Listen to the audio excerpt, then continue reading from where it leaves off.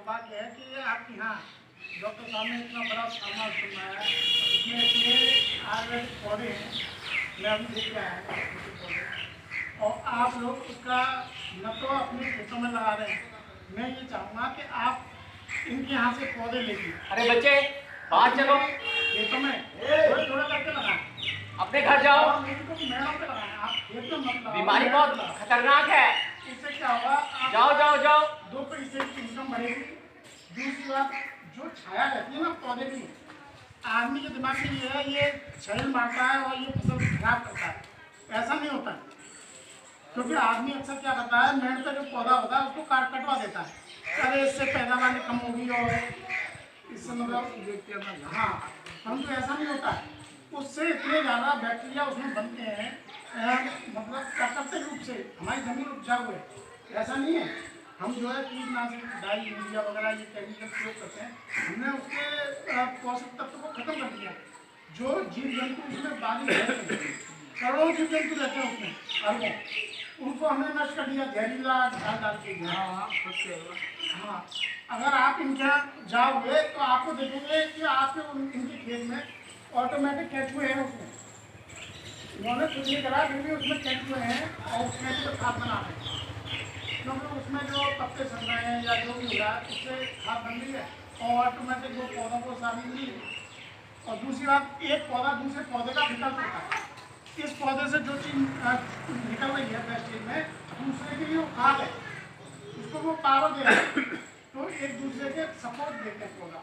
तो इसलिए पौधे आपको, मैं तो ये कहूँगा, आप खेत में न लगाएं तो कम से कम मेड़ पे लगाएं। मेड़ से शुरुआत करें और मेड़ पे आप कोशिश करें फलदार पौधे लगाएं।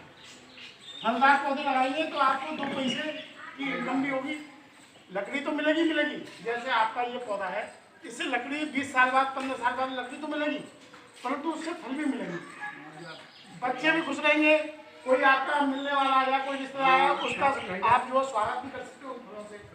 तो मतलब इस तरीके से आपको फल की भी प्राप्ति होगी। तो मैं तो ये चाहूँगा कम से कम अलग अलग वेराइटी कुछ फलदार पौधे आप मेरे को जरूर लगाएं। इसके अलावा ये पौधा है, देखिए इसे, ये सैजन का पौधा है। ये सैजन का पौधा डॉक्टर साहब के यहाँ लगा हुआ है। इसकी 2 वैरायटी है, दोनों वैरायटी में ये अंतर है, इसके पत्ते छोटे हैं, इसके पत्ते बड़े हैं। इसके जो पत्ते छोटे हैं इसमें 6 महीने में फली आती है, हर 6 महीने में फली आती है, और इसमें साल में 1 बार फली आती है। इसकी पत्ती तोड़ के आप अगर बेचना चाहें, हर 2 महीने में पत्ती तोड़वा के हम खरीदते हैं। इसकी पत्ती हम तोड़वा के हर 2 महीने में खरीदते हैं, और इसकी भी पत्ती तोड़ी जाती है, परंतु इसकी मात्रा कम निकलती है, इसकी मात्रा ज़्यादा निकलती है, इससे 4 गुनी ज़्यादा निकलती है इसमें पत्ती। हर 2 महीने में तोड़ेंगे तो आप तेजी से बढ़ता है, इसकी ग्रोथ बहुत तेजी से होती है, और ये 300 से ज़्यादा बीमारियों को खत्म करता है।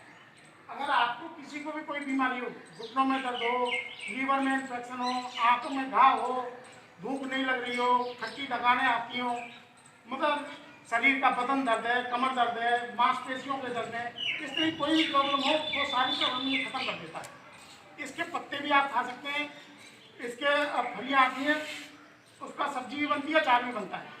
आप उसकी सब्जी बना के भी खा सकते हैं, अचार भी बना के खा सकते हैं। इसकी जड़ का अचार बनाया जाता है, उससे हड्डी के जितने भी रोग होते हैं वो हड्डी के रोगों के लिए रामबाण दवाई है। अगर उसकी जड़ का आप अचार बनाते हैं और उस अचार को प्रतिदिन, जिनको हड्डी की प्रॉब्लम है वो प्रतिदिन खाएं तो उनको हड्डी की सारी प्रॉब्लम अपने आप खत्म हो जाएगी।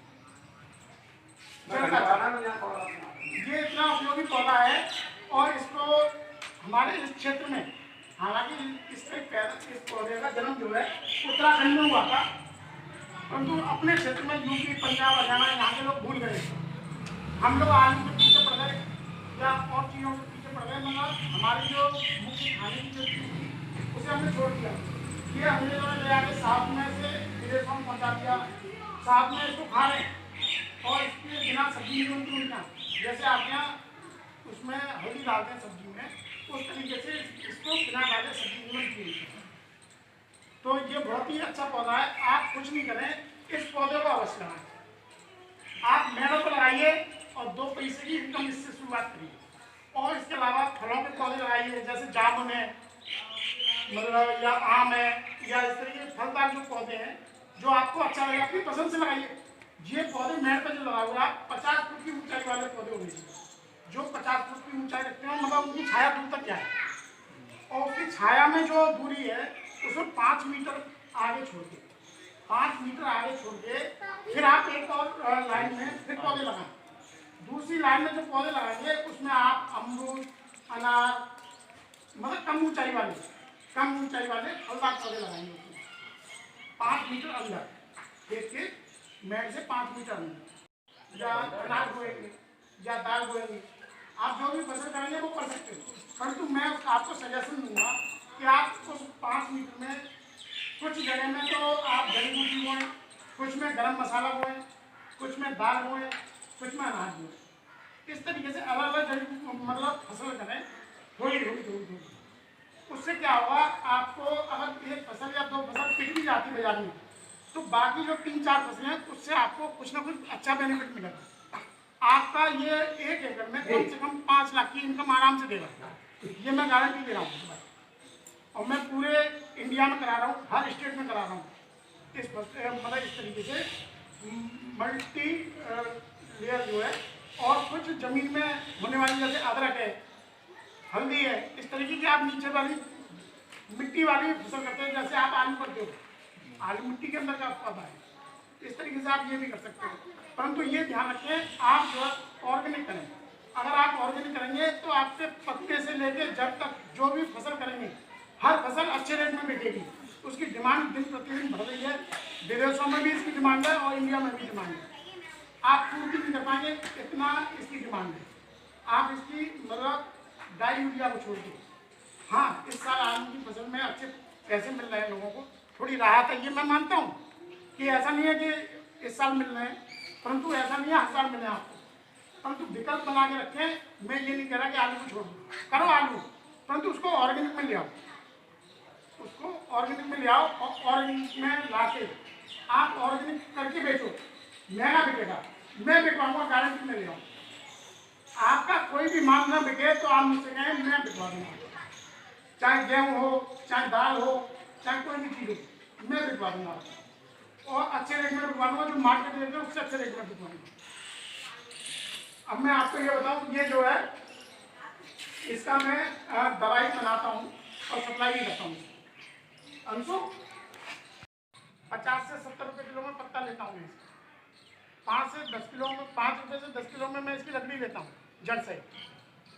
बीज 50 से 100 रुपये किलो लेता हूँ इसका। इसी तरीके से ये है, ये जो मैं आपको बताता हूँ, ये सैजन, ये इसका बीज है। ये 3 वैरायटी का बीज है इस समय मेरे पास। जो ये बड़ी पत्ती है, बड़ी पत्ती का बीज है ये बड़ी वैरायटी है। बाकी और वैरायटी अंदर रखी है। तो मेरा कहने का मतलब ये है, आप जो है इन जड़ी बूटियों पर भी थोड़ा फोकस करें। कुछ अदरक बोएं, कुछ हल्दी बोएं, अपने कुछ खाने के लिए अनाज भी बोएं। मैं ये नहीं कह रहा नहीं बोएं, सब करो। कुछ दाल करो, कुछ अनाज करो, कुछ जड़ी बूटी बो, कुछ गरम मसाले बो। एक गेंदे का फूल, कहीं कहीं गेंदा जरूर लगाया करो खेत में, उससे बहुत सारी बीमारियां नहीं आती खेत में। खेत में जो रोग आता है उस रोग को भगाता है, मच्छर को भी भगाता है। तो कुछ पौधे गेंदे के जरूर लगाया करो। देखिए, एक रिक्वेस्ट है, ये बताइए, इसमें 1 किलो पौधे, 1 किलो बीज में आपके करीब 2500 पौधे आराम से बन जाते हैं। 3000 से 3200 इसमें बीज निकलते हैं 1 किलो में, और इसमें 2500 पौधे। इसको 1 से 1.5 इंच की गहराई में बोएं, और इसकी दूरी जो है आप कम से कम 1 मीटर रखें। पौधे से पौधे की दूरी 1 मीटर रखें अगर पत्ती के लिए ले रहे हैं। अगर आप मल्टी क्रॉपिंग करना चाहते हैं तो मल्टी क्रॉपिंग में आप जो है 12 फुट या 15 फुट पर लगाएं। मल्टी क्रॉपिंग से मेरा मतलब है कि ऊपर वाले पौधे अलग, नीचे वाले पौधे अलग, नीचे वाले पौधे, उसे हम मल्टी क्रॉपिंग बोलते हैं। तो इसमें क्या है, मैं आपको बताऊं, जब आप 12 या 15 फुट की दूरी पर लगाएंगे तो बीच में से ट्रैक्टर आराम से जोतता रहेगा उसको, उसमें और फसल होती नहीं। तो इसको आप इस तरीके से मतलब 12 बाई 12 पे या 15 बाई 15 पे लगा सकते हैं। तो उसमें से ट्रैक्टर चारों तरफ से निकलता रहेगा और उसमें और फसलें होती नहीं। इसकी जो है 1 एकड़ से ये 1 लाख से 1.25 लाख रुपया आराम से इनकम हो जाती है 1 एकड़ से, अगर आप इसे लगाते। आप पत्ती की 5 बार इसकी तुड़ाई करा के ले सकते हो इनकम। फली आती है, एक वैरायटी है वो 6 महीने में फली देती है, एक वैरायटी है जो साल में 1 बार फली देती है। साल में 1 बार फली तो ये पत्ती वाली दे रही है, जो साल में 2 बार फली दे रही है, वो वैरायटी में आप पत्ते भी ले सकते हो। पत्ते लेने के बाद आप जिस समय फूल आना शुरू हो उस समय आप जो है उसका पत्ता तोड़ना बंद कर दें और उसकी फली तोड़ने के बाद फिर उसमें से पत्ते ले सकते हैं।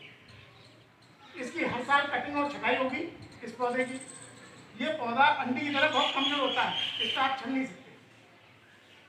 इसका अगर फूल गिर जाए जमीन पे उसको आप बिनवा लीजिए, धो के पानी में सुखा दीजिए छाया में, मैं उसे 500 रुपये किलो खरीद ले जाऊँगा फूल को।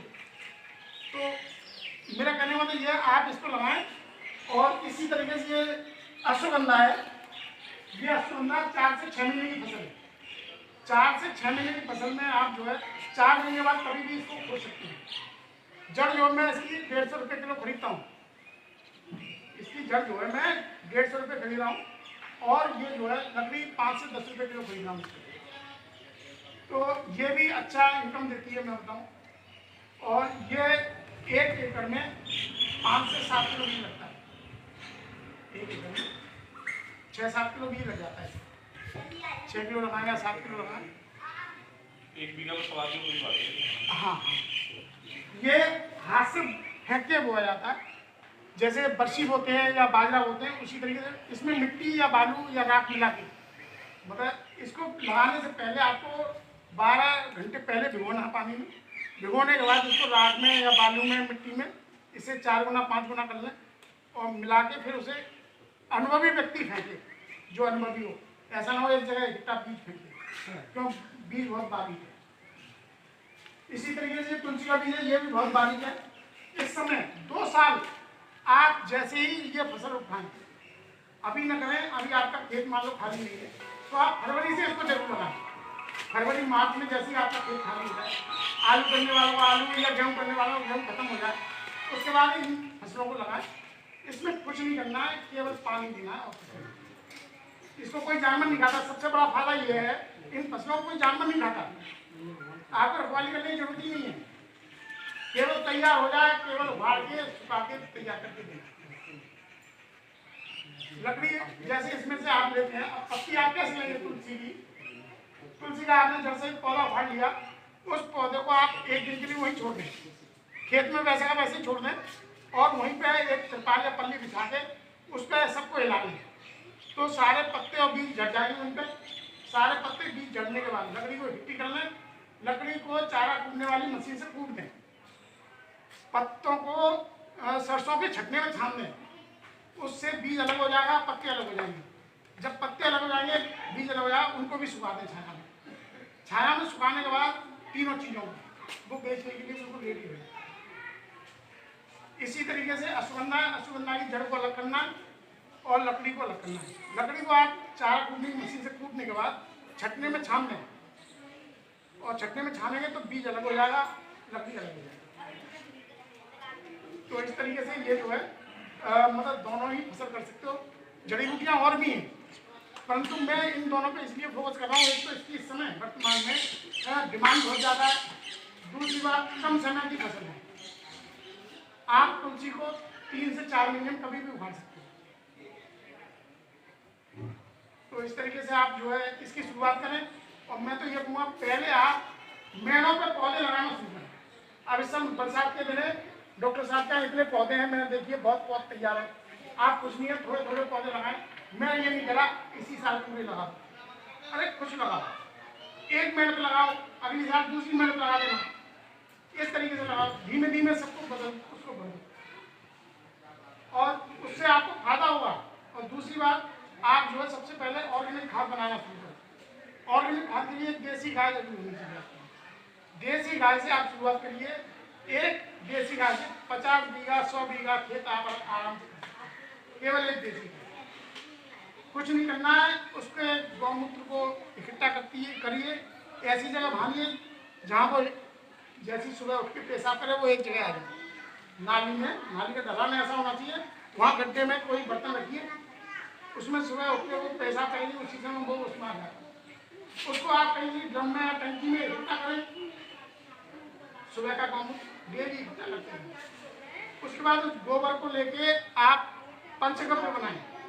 पंचगव्य में आपको कुछ नहीं करना है, बरगद और पीपल के पेड़ के नीचे की मिट्टी लेनी है, जहाँ लोग कम आते जाते हैं वहाँ की मिट्टी होनी चाहिए। 2 किलो गुड़ होना चाहिए, अगर 200 लीटर बना रहे हैं तो 10 किलो गोबर ले लो, 5 लीटर गौमूत्र ले लो, और थोड़ा सा लोहा और तांबा ले लो, उसको उसमें डाल दो और वो मिट्टी है मिट्टी डाल दो। 1 फसल 2 फसल जो बरगद और पीपल के पेड़ के नीचे जो मिट्टी लाए उसको भी उसमें डाल दो। उसको डेली सुबह या शाम जब आप खाने मिल जाए 5 मिनट के लिए उसको चलाना डंडे से, आपका 10-12 दिन में तैयार हो जाता है। उसमें से आप उसको पानी के साथ खेत में लगा सकते हो, स्प्रे कर सकते हो छान के। उसके बाद उसको बचा के रखें, और बचा के रखने के बाद आप जब दोबारा बनाएं तो उसमें केवल 2 किलो गुड़ घोल दें बस, फिर दोबारा वो तैयार हो जाएगा। फिर आप उसमें फिर खत्म हो तो फिर उसमें 2 किलो गुड़ डालना और पानी मिलाना, केवल गुड़ मिला डाल के उसकी मात्रा को बढ़ाया जाए। आप उसका कंटिन्यू करें। अगर आपका जैसे गोबर इकट्ठा है, जैसे ये बरसात में को गोबर इकट्ठा सामने, उस गोबर पे अगर आप ऐसे तरीके से बनाए हुआ गौमूत्र का पंचगव्य जो है, इसमें डंडे से गड्ढा करके इसमें अगर डालेंगे, जग से या किसी डिब्बे से डाल दें उसमें गड्ढे में, डालने के बाद इसको गड्ढे को बंद कर दें और उसके 8 दिन बाद फिर डालें, हर 8 दिन बाद उसमें डालें। ये जो है 40 से 45 दिन में खाद में बदल जाए आपको डालें।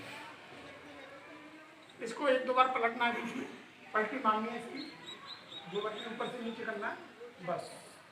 तो इस तरीके से ये उसमें इतने बैक्टीरिया तैयार हो जाएगा, उसमें किसी खाद की जरूरत नहीं है, कोई खाद नहीं डालना। रही बात कीटनाशक की, कीटनाशक बनाने के लिए आपको कुछ नहीं करना है, जो आपके मेड़ों पे लगे हुए, नहरों पे, नहर पे लगे हुए, आपका जो गांजा है, भांग है, धतूरा है, इस तरीके के बहुत सारे पौधे हैं, उनके पत्ते तोड़िए, अकवा है, आग है, इस तरीके के पत्ते तोड़िए और उन सबको, कुछ नीम के पत्ते ले लो, गाय का गौमूत्र ले लो, उसमें मतलब पानी में उबालने के बाद इन पत्तों को पानी में उबाल लें।